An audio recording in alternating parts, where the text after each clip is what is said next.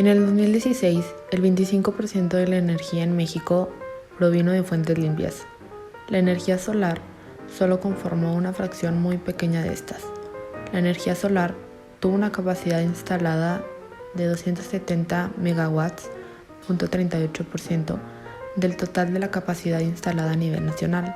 A pesar de esto, la inversión de energía limpia en México siguió creciendo, para lo que para el año 2018 se aproximó que la capacidad de los sistemas fotovoltaicos instalados en México llegó a los 2.555 megawatts. Además, la Asociación Mexicana de Energía Solar mostró que el sector creció un 32% de 3.075 megawatts en diciembre del 2018 a 4.057 megawatts en junio del 2019. México es uno de los países con mayor potencial para producir energía por medio de energía solar. Según un estudio de Solmex elaborado junto con PwC PricewaterhouseCoopers, la irradiación solar, o sea, las emisiones de radiación que México recibe gracias a la radiación en México, es de 6.036 kilowatts por hora sobre metro cuadrado por día, lo que le otorga el potencial de instalar más de 1.800 gigawatts de capacidad en zonas con factores de planta mayores a 20%, es decir, 28 veces la capacidad total instalada en el sistema eléctrico nacional. Gracias a los avances en tecnología que han llevado a eficientar los costos y aumentar la productividad cada vez, se van haciendo más real el sueño de producir energía eléctrica fotovoltaica. Las celdas fotovoltaicas o paneles solares son dispositivos electrónicos que transforman la energía luminosa en electricidad. Los módulos solares son la base de un sistema de autoconsumo fotovoltaico y son los responsables de la generación de electricidad a partir del sol. La tensión de circuito abierto en una célula solar es la tensión máxima y se produce a corriente de cero, y la tensión en circuito abierto corresponde a la cantidad de polarización directa sobre la célula solar debido a la polarización de la unión de células solares con la corriente generada por la luz. Se puede medir la tensión al conectar un voltímetro entre los bornes de la célula fotovoltaica. Un arreglo de un módulo fotovoltaico es un conjunto de módulos conectados eléctricamente en serie o en paralelo.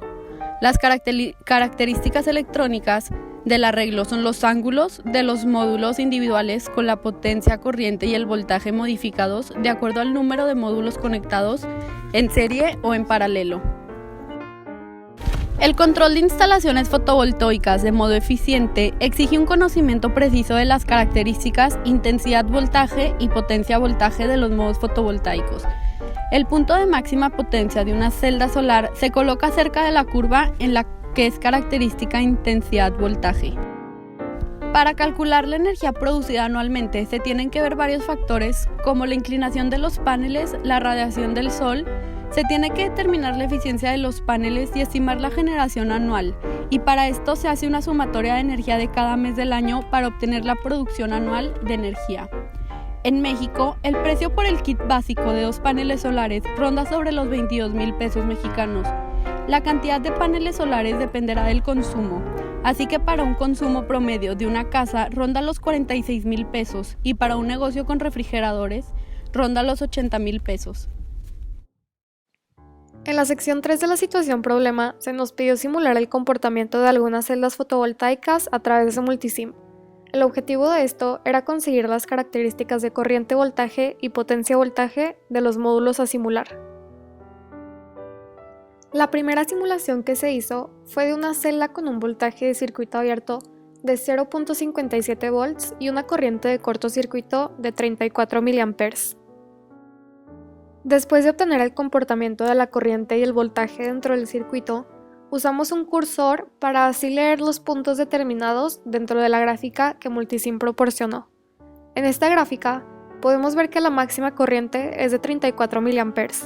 También se ve que la potencia va aumentando constantemente hasta llegar a un valor máximo de 16 miliwatts. La segunda simulación que se realizó fue de un módulo formado por 6 celdas conectadas en serie. se modificó la corriente de cortocircuito de cada una de las celdas a un valor de 100 mA. Al estar en serie el circuito, la corriente se suma, mientras que el voltaje permanece igual. Esto se debe a que la corriente solamente tiene una ruta por la cual fluir. En esta simulación, el valor máximo de la corriente fue de 100 mA, mientras que el de la potencia fue de 0.1 watts. En la tercera sección se usaron dos módulos como los de la segunda sección, estos conectados en paralelo. En esta sección podemos observar cómo la corriente permanece constante, mientras que la potencia sí cambia.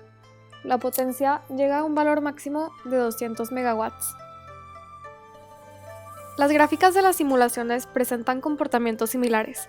Las gráficas de las simulaciones 2 y 3 son muy parecidas por la forma de la curvatura y cómo interactúan los porcentajes, pero se puede observar que los valores son distintos. Esto se debe a la diferencia de corriente y los diferentes acomodos de los módulos.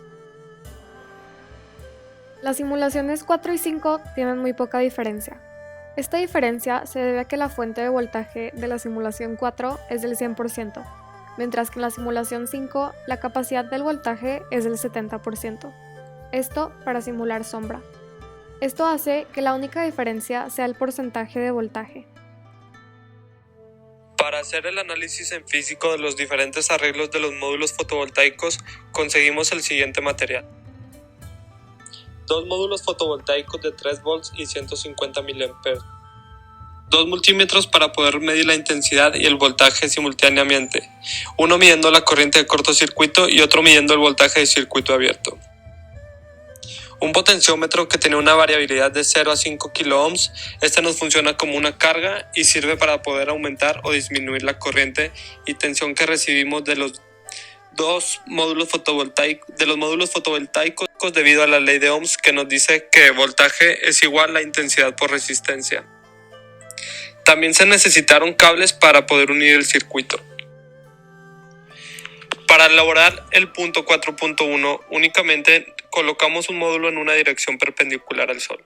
Conectando este módulo al multímetro puesto en corriente directa, obtuvimos una lectura de 150 mA, que es el 100% de la corriente máxima de cortocircuito, ya que nuestro módulo fotovoltaico era lo que proporcionaba. En nuestras secciones pasadas nos encargaron de investigar acerca de la producción de energía a través de paneles solares, y un dato importante es que México tiene una de las mejores irradiaciones solares a nivel mundial, y llegamos a la conclusión que este factor implicó una llegada al 100% de la corriente máxima de cortocircuito. Para el 4.2 hicimos el mismo procedimiento que en el anterior, pero ahora conectamos nuestro multímetro en voltaje para obtener nuestra medición de tensión. Esta medición fue de 3.6, lo que es normal que nos dé arriba de lo que nuestro módulo fotovoltaico dice que puede proporcionar. En el punto 4.3 se nos pidió agregar el potenciador. Como el circuito era un poco más complejo, comenzamos elaborando un diagrama de cómo nos quedarían las conexiones. Al tenerlo listo, empezamos a armar el circuito. El voltímetro lo colocamos en paralelo al potenciador, porque el voltaje en paralelo es el mismo. Nuestro amperímetro lo colocamos en serie, ya que la corriente en serie es la misma. Al acabar nuestro circuito, colocamos los módulos en perpendicular al Sol y registramos nuestras mediciones con la resistencia al máximo para conocer nuestro circuito abierto, dándonos como resultado la tensión máxima. Después fuimos disminuyendo la resistencia para conocer nuestra corriente de cortocircuito, para así obtener la máxima intensidad. Lo que notamos fue que al poner la resistencia al mínimo, la intensidad excedió el límite de registro de nuestro amperímetro, por lo que registramos la última intensidad posible. En el punto 4.4 colocamos dos módulos en el paralelo de la siguiente manera. Estos nos dieron resultados esperados, ya que obtuvimos un voltaje igual al que si solo fuera un módulo, y nuestra corriente detectada se incrementó, ya que ésta se sumó. El incremento fue tanto que nuestro amperímetro no nos dio ni la oportunidad de llegar al mínimo de resistencia antes de que excediera su capacidad. En el punto 4.5 colocamos dos módulos en serie de la siguiente manera. Los resultados también fueron esperados y fueron contrarios al inciso pasado. Nuestros voltajes de los módulos se sumaron y nuestra corriente era igual que si solo fuera un módulo. En el punto 4.6, con nuestros dos módulos en serie, tapamos un 30% de un módulo de la siguiente manera. Esto causó que nos bajara el voltaje y la corriente, pero la corriente bajó en mayor cantidad debido a que se registró el 30% de la intensidad pero de ambos módulos.